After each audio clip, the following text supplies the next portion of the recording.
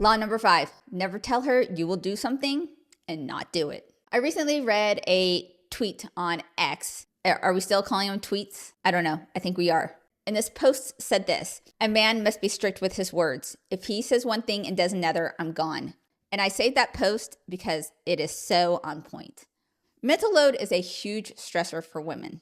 And what do I mean when I say mental load? It's all the to-dos and just trying to live and survive adult life. Work, kids, schedule, staying healthy, social events, all the necessary thoughts, events, and things that must happen in the process of life.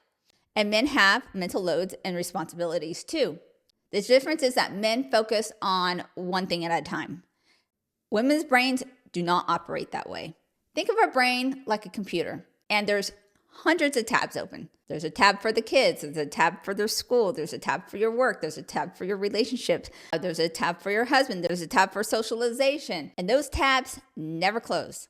And on top of it, not only do those tabs never close, each one of those tabs have their own separate little micro tasks that are associated with it. Let's take dinner, for example. The making of the dinner itself is not the problem. It's the coming up with the idea. Then you got to go shopping for it.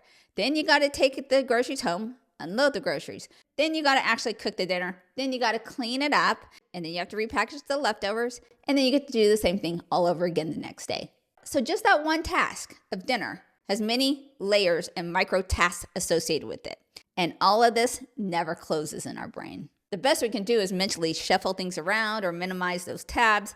But until a task is actually done and we don't need to do it again, that tab will stay open. Guys, be very grateful that your brains don't operate this way because it is exhausting. And this is why you will often hear women say, well, if the guy would just help me out more around the house, he would get more sex, because she's mentally unable to close those tabs that would allow her to relax enough to be able to get in the mood for that.